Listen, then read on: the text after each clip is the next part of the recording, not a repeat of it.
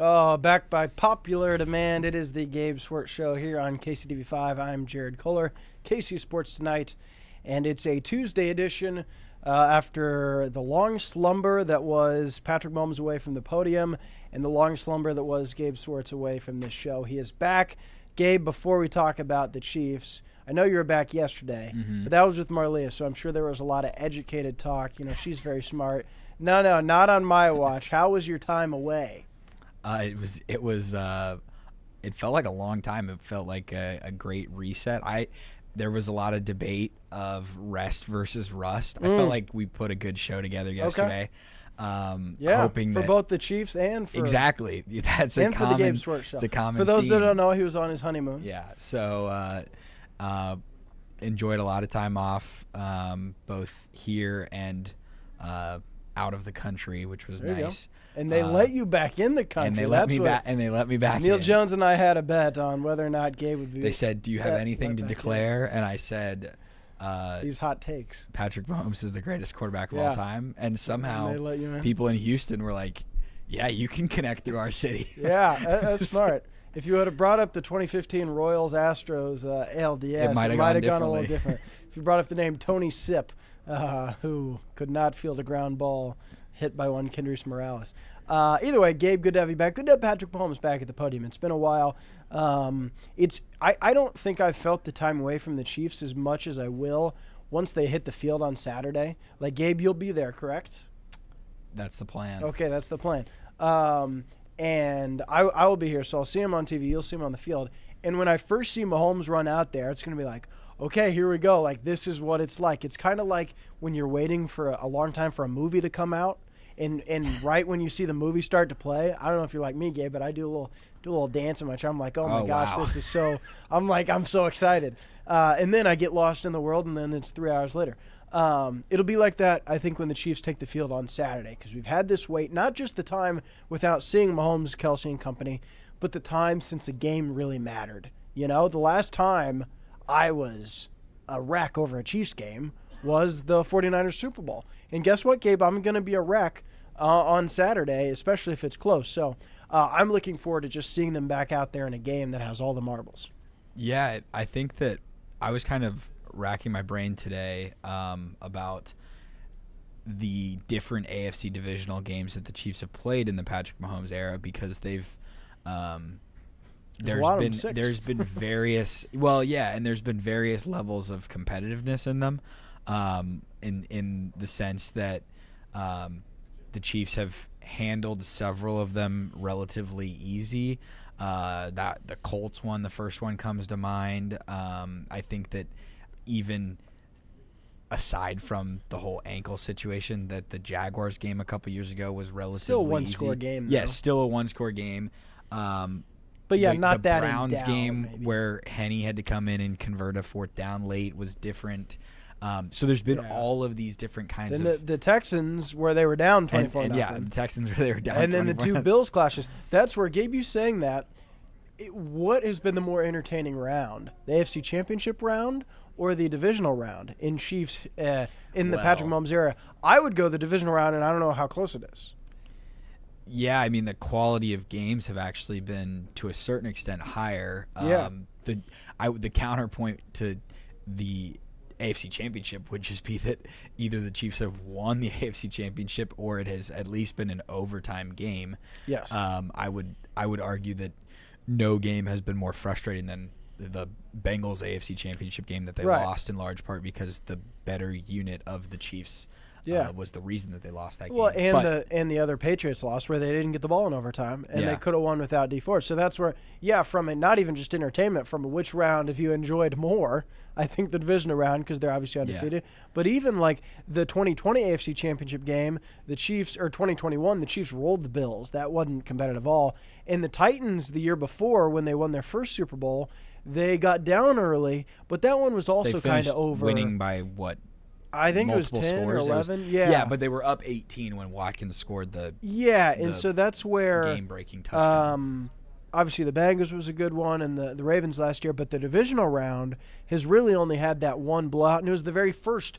It was Patrick Mahomes' playoff debut. Mm-hmm. So the divisional round has been very cut because the Jaguars game, in in hindsight, wasn't any doubt. But when Patrick Mahomes goes down with what looked like a serious injury, that was crazy. And then again, Chad Henne saving the day against Cleveland, that was very much in doubt.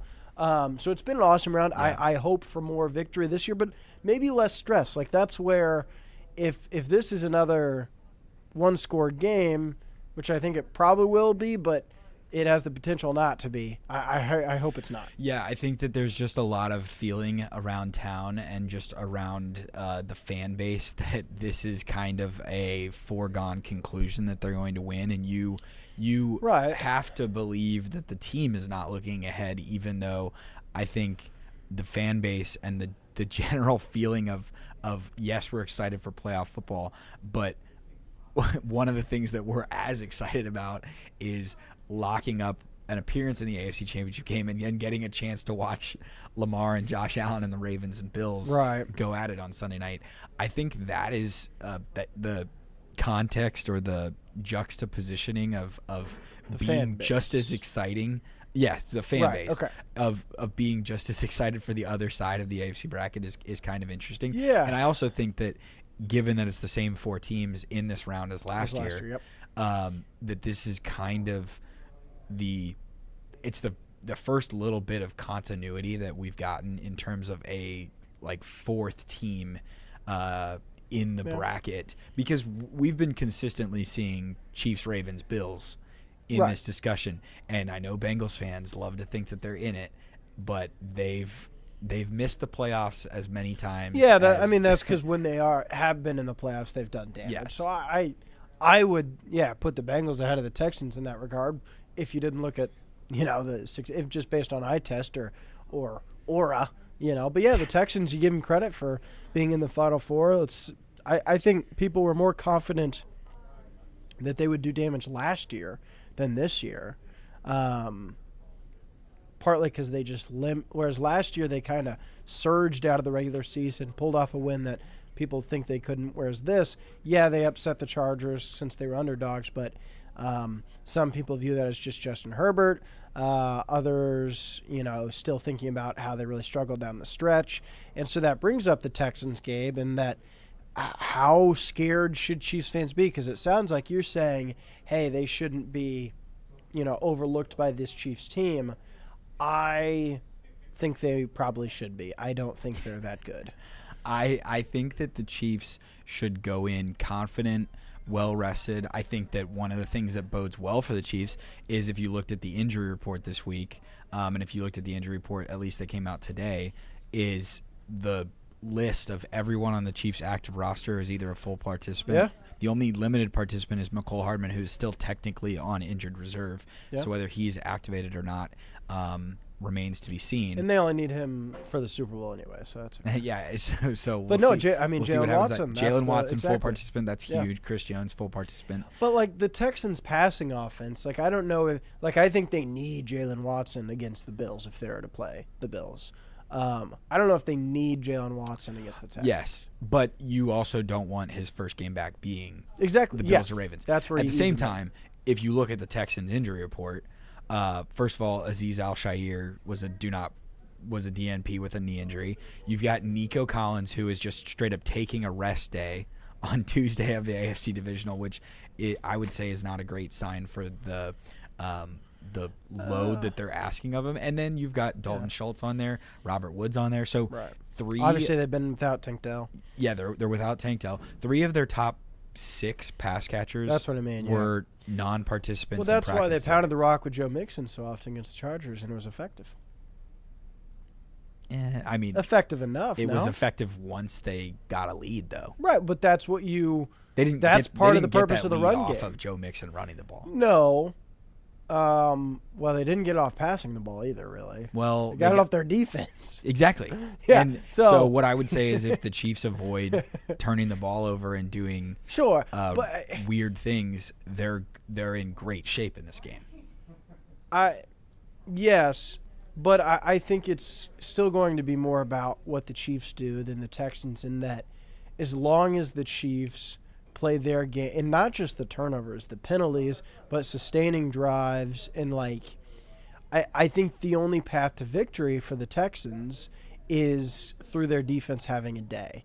And I'm very confident the Chiefs' offense we saw against the Texans last time, against the Steelers, is a little bit more of the offense now because we know they're going to unleash DeAndre Hopkins now. We know Hollywood Brown's going to get unleashed, Xavier Worthy. Like, I'm very high on this offense. Like, that's where I'm more worried about how they match up maybe with the Bills or Ravens because I think they could score a lot of points on the Chiefs. But in this matchup, since I don't think the Texans can do that, that's where I think it probably going to be a one-score game because every Chiefs game is. But I feel very confident Kansas City's going to win. I think it might be a one-score game, but I think it could be one of those where you've got the Texans driving late down like 10. Oh, okay. And so they score late, and the Chiefs have to recover an onside kick to avoid giving them the ball back with like a 3-point lead. Or Kansas City's up 7, gets the ball with 2 minutes left, and milks the clock or something. Yeah. I will be disappointed if the Texans have a chance to win it at the end. I'm checking. I really want to see 8.5 point spread. Well, I want to see what Mixon ran for in the first matchup because if I remember correctly, it didn't feel like he ran for much. No, and that was a weird game, kind of.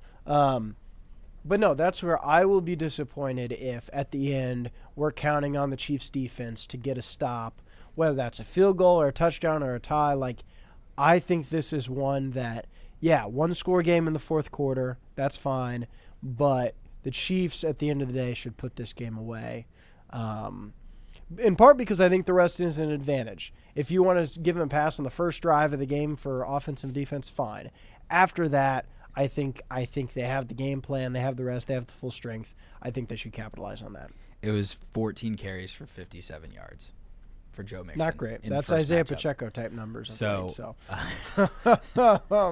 And I don't think that C.J. Stroud is just going to drop back and beat you the whole time.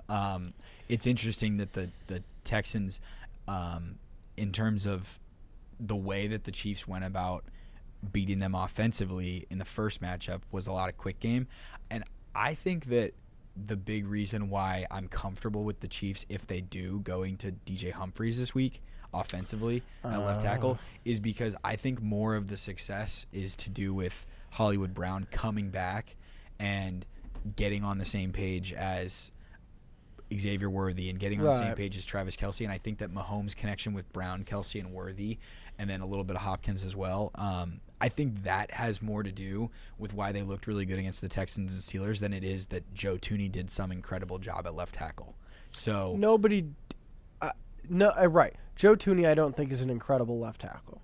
He's serviceable. I think the floor is higher, and against the Texans, I don't understand risking that.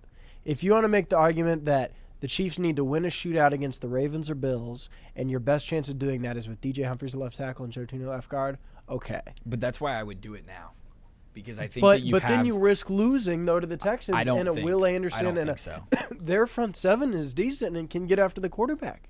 But they got so much pressure up the middle against the Chargers and I wouldn't want Mike Caliendo straight up against I don't either, but I don't love that against DJ Humphries either because what we've seen from him doesn't inspire confidence. And I think a pathway to losing is Patrick Mahomes constantly running or getting hit from behind and having a fumble in own territory or worse, being hurt. And so speaking just for the Texans game, which offensive line provides more time to throw the ball? Thuney and Humphrey or Thuney and Caliendo? Well, Humphries, sorry. I think it's Humphries and okay. Thuney because I think that and you might be right.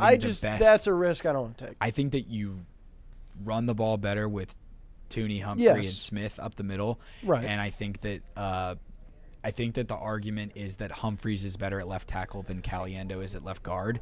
Yeah, but left tackle is more important than left guard. But there's been time and time again what we've seen throughout the Andy Reid era of Chiefs football is that Andy Reid is as good as anybody at scheming around one singular deficiency on the offensive line in a big game. And I would rather have an all-pro at his all-pro position and a mere mortal, that even being a former Pro Bowler at left tackle, than just a backup but left guard. that one deficiency you're choosing at left tackle instead of left guard. And if you can choose where to have the deficiency, I'd rather have the deficiency at left guard because I think that's easier to have Creed Humphrey help or running back. Like, I think it's tougher to get home that way. Listen, I very well could be wrong. We don't know what Andy Reid's going to run out there today. He didn't really show his cards too much. He said, heck, they might both play. That is I mean, that is possible, but it wouldn't be. I don't think that would be the plan. Right, I agree. And that's why I would argue even more to go to Humphreys at left tackle, because if Humphreys is bad, you know that there's a fallback plan that you've seen have success before. Whereas if you go to Tooney at left tackle and Will Anderson and Daniil Hunter are just still game wrecking, you're just left there with no plan B. And I think your best point is that what's their best combination to win a Super Bowl? It's Humphreys and Tooney, for sure. And you may need that in the AFC Championship game in the Super Bowl, so go to it now. I think, Gabe, that's your best argument, but I do worry about, cashing in the check before you're paid. Like if you start thinking too far ahead, at what do you risk in this first game? I don't know what they're going to do because had Humphreys not had the gaffes that he did against Denver, and it's not like he was terrible the whole game like some people are saying, but at left tackle, when you get beat that badly, even a couple times, that's tough to shake. But a couple of those are Carson Wentz didn't get the ball out very fast either. Carson Wentz did not play well. That is true. The context of it matters. Yes. But I think we've seen Patrick Mahomes this year, maybe more than most, be shaken by offensive line play. Like, I think of that Chargers game, he had happy feet left and right and it wasn't even because they had bad left tackle play. But when you get beat a couple times, it's only human nature to struggle with that. And I think Joe Tooney would probably get beat less than DJ Humphries. But maybe this time off is good for DJ Humphries as well, Maybe Denver game did a lot of good work for him, and now he'll be less rusty. I'm very open. Gabe, I think there's a decent chance when we talk next week, we'll go, wow, great job, Andy Reid. Offensive line did great with Humphreys at left tackle, Tooney at left guard. I think that's a distinct possibility. Yeah, I mean, they've played two Super Bowls. But I don't know if I will. They've played 2 Super Bowls against Nick Bosa, who's one of the premier defensive ends in the league, and they've played 2 times in San Francisco against Nick Bosa, who's a premier defensive end, and they've done it with tackles who are at best questionable, and the Chiefs have been able to successfully scheme or so Wanya Morris should start at left tackle. That's not what I'm saying at all. And but no, you're right. but my point is, I trust Andy Reid to be able to avoid landmines on the offensive line, as long as it's just one guy that you have to plan around. And it is interesting that Wanya Morris is no longer even in the conversation after, a month ago, he was the left tackle. And at the start of the season, Kingsley Suamataia, who's now a guard. It's interesting how it's developed. I hope that it's not going to break their back like they did in the 2021 Super Bowl, but obviously that was the entire offensive line, not just one position. So I think, Gabe, what we can agree on is that hopefully the entire offensive line stays healthy, because if anyone goes down, woof. And that goes for really the whole team. I don't think the depth, as we saw in Denver, the depth is not great. So hopefully goal number 1 out of the divisional round, Gabe, win. Number 2, stay healthy. Yes, and I also think it is worth noting before we discuss Ravens-Bills that this is a Texans team that was lucky to only be down 6-0 early against the Chargers. Yes. Could have easily lost. And when they did win, what did they do to celebrate? Well, they were lighting cigars in their locker room after a wild card win. I don't. This is a different level of focus and mentality of what's going on. As it should be. The Texans are a team that are happy to be there, happy to win. The Chiefs have goals of a 3-peat. They shouldn't be held to the same standard. Why should they be, Gabe? That's like... I think anybody lighting cigars for wild card round wins. It's a little Raider-ish. It's a little Antonio Pierce-ish. And not something I would endorse. I disagree. I think if you win a playoff game, you can do it. Now, if the Chiefs did that, given their history, I'd be like, what the heck? But, like, it's not like the Texans are this proud franchise. Like, they went through some weird times, man. Like The Texans, they've got more wins as a sneaky franchise in the successful. playoffs since Been a their lot. start than the Cowboys do. Like, Yes. They're the Well, best again, franchise is in that the- Texas. Sorry, Rusty. We're not bringing up the Cowboys, okay? Gosh, that wasn't me. R.I.P. Mike McCarthy. He's not dead. He just got out of a toxic relationship. Shout out Baker University, though, Baldwin, Kansas. No, I agree. I'm just not one. I'm in the age, Gabe, where I think you celebrate how you want to celebrate, okay? I think people are too harsh on, like, okay, do you like when the refs throw flags when some guy gets up and celebrates? When Jaden Hicks is taunting George Pickens, were you like, No. get that under control? No. Let the kids celebrate. That is such an entirely do you different. not like That is when- such an entirely different. Are you argument. anti-MJ Melendez bat flip? Are you anti No, that is pimping home that runs? You're misconstruing my argument completely. I'm going down the road. But my point being, I think if you haven't been there before, it's the Texans. When's the last time they were in an AFC Championship game? I don't know. Never. Right, okay. Never in their franchise history. So when you're one win away from that, if you want to celebrate, I'm okay. With that said, I think the Chiefs are going to beat them somewhat easily. I hope. I really hope. We know enough about this team. It won't be somewhat easily. Right. But I think there's a chance they flip this. The Dolphins game last year, that's the precedent. But that was the wild card round. The more that I look at it, 5 of Josh Allen's 6 playoff wins are in the wild card round. He's a the fraud. wild card round exists to make the 2 and 3 seeds Feel better. look really good, and I then know. everybody comes into divisional round weekend and they're like, "Oh my goodness, the 2 and 3 seed, they're legitimate I threats know. to the 1 seed." Yeah. And unless the That's 1 why seed I don't like is the- not the Chiefs. I liked the 16 not format better when the top 2 got buys. Yeah. I think that was a better accurate path. But I get keeping more teams in makes it more interesting. I'm okay with it. But, I mean, look what the 2 seeds did this. Like, both the Bills and Eagles deserved a bye based on how they played. Maybe the Eagles not as much, actually. But either way, that I don't feel strongly about that. But, as you said, speaking of the 2 and 3 game, Ravens-Bills, Gabe, I don't like either of these teams, but I'm excited for this game. Should be great theater. And I don't think it matters who the Chiefs play or where the Chiefs play, when the Chiefs play. They can beat anyone.